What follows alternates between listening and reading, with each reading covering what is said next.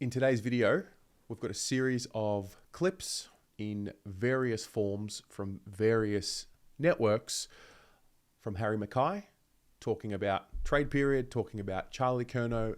But the most interesting part about this video is going to be where he describes what it's like to be welcomed back or to welcome back a player who has potentially asked for a trade or looked elsewhere. So set this up, a regular occurrence these days.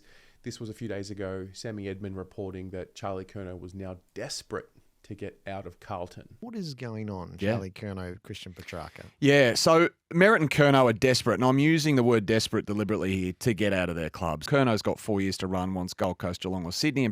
Nothing new there. That story just seems to keep elevating.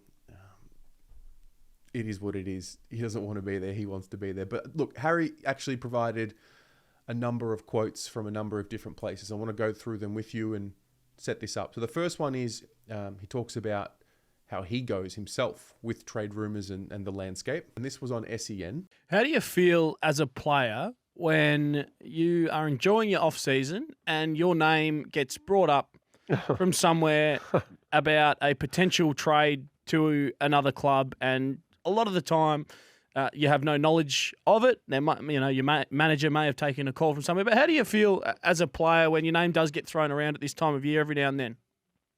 Yeah, it's a good question, James. It's always it's a little bit funny sometimes, especially when I'm speaking from my experience, but you don't really have much of an idea until someone on the street comes up and says, "Oh, I heard you're going to X, Y, Z," or "What's to go with this kind of." So you don't really know what to say back, and then you kind of go from there. But yeah, it's always, as I said, I think it is kind of part of the industry, and I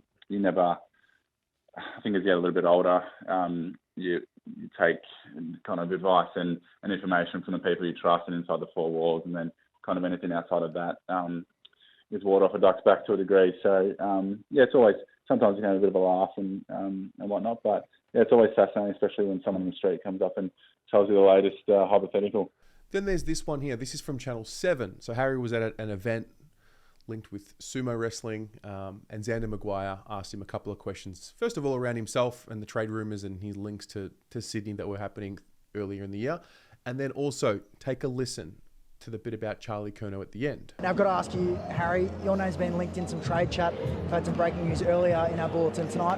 Where does your future lie? You've been linked to Sydney, but will you be a Navy Blue next year? Yeah, absolutely. I think, I'm not sure what the latest stuff's going on, but absolutely contracted for another 5 or 6 years. So absolutely love the club and wouldn't go anywhere else, mate.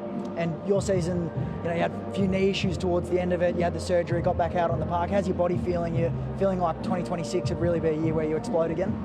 Yeah, absolutely. I think it's always nice when you have a clean run into the off-season and no surgeries and nothing kind of outstanding. So, yeah, body's feeling really good. The last week or so, you kind of slowly get back into a bit of exercise and running. So, yeah, looking forward to a big off-season, mate, and then going from there. Just lastly, Charlie Curnow, does he stay? Does he go? Have you spoken to him? Just the odd message, mate. He's pretty funny, Charlie. But I think he's currently in Mexico sipping on some cocktails. But, no, I think he's going pretty well. It's obviously a bit of stuff going on. But, hopefully can play with Charlie for the next 5, 6, 7 years. Fantastic. Thanks for your time, Harry. Really appreciate it. There you go. Harry staying in Navy Blue. Charlie, we'll wait and see. Back to you, Beck. Okay. So the word hopefully was used there. And then there's this one. So this one is on 3AW. This one was with Jimmy Bartel.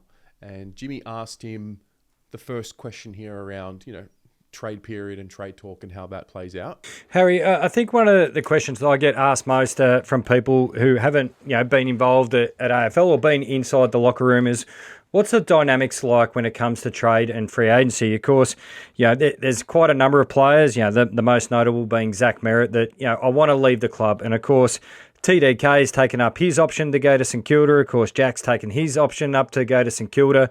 And all of them are different reasons. But the locker room dynamics, like these are guys that you've spent 10 years with. And if we use Zach Merrett, he'd have teammates. He's been 10 years, even Christian Petrarca, 10 years. These guys where you think, okay, we're going to bunker down, we're going to go through the tough period, we're going to build out of it and hopefully have success. Can you talk to us a bit about the dynamics of a player that you know so well, saying, look, I don't want to play with you guys anymore, I'm going to go chase different options, whether it be money or success elsewhere? Yeah, I can't really speak on the situation at other clubs, but from, as you said, there's been scenarios, even say with TDK and a few boys this year, in terms of using free agency or choosing to leave the club. And I think, I don't know if it's a misconception, but obviously we're really close mates with all your teammates, and as you said, you've sometimes been there for 10 plus years with them. I think obviously you really care about the person first, and you are really good friends, and you want the best for them as a person. And I think we're all kind of adult enough to realise that there's some really good opportunities. And I say TDK, for example, who obviously would have loved to stay, but you can shake hands and really appreciate what he's managed to do for the club, and know that he's going to set up his family, and which is a decision for him. So I think a lot of professionalism, and as long as the player is kind of rocking up, working hard, and really committed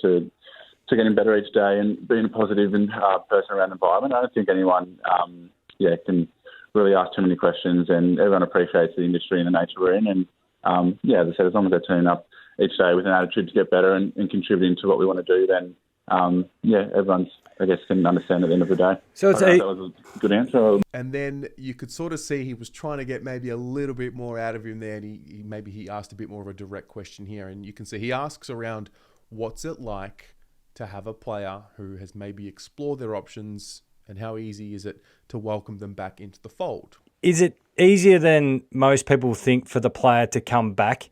Yeah, I think, again, not to critique your industry at all, but there's a lot of hypotheticals and speculation, and often what's maybe reported or fans are reading can be quite different to what's actually happening inside the four walls. So, I think at the end of the day, we have a lot of love and care for all the players on the list, and whatever may or may not have happened or be said or gone down in next meeting, who knows? But everyone's so professional and has a lot of care that come day one of pre-season, regardless of kind of what's transpired in the off-season, everyone gets around them, we love them, and we get to work. So, yeah.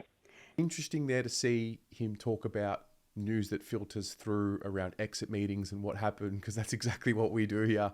We just want to know. We want to know who's staying, who's going. I think a player of Charlie's caliber is clearly going to draw attention, and that's part of the story. So, yeah, interesting comments there. What do you make of it? Does it change your view on anything? Is this something we just need to get used to? I did talk about this on Footy Abroad last night, just around, player movement and player empowerment is coming. And we've spoken about the player managers and the power that they have. Have a listen to this clip. This is Eddie Maguire talking on Footy Classified about that. So they have to change is the clubs are going to get back into it and be able to transfer players. If that's the case, there's got to be a quid pro quo. At the moment, it's gone too far. The AFLPA and the AFL and the managers have taken over the game, and it will be no good, because I tell you what it's going to do, it's going to drive the fans away. Trade without you know what it does do? The best clubs with the best programs attract the best players, and that has happened more and more, and that's why those four teams in the top four and in the meantime, continue to be there. Compromise the draft completely, which is the antidote to that, and you end up with what we have is a two-tier competition. Yeah, so how do you go adjusting to this period? Because I think, last year, I guess it did happen. Maybe for us on the Carlton side of things, we've got high-profile players who are now leaving for better opportunities financially and whatever else. And then you've got potentially a player who's, no one wants to use the word disgruntled, but just wants to be open to exploring options elsewhere. Is this something you think we just need to get used to? This is the way it's going to be, and there's going to be more player movement every year, whether we like it or not. How do you absorb all of this?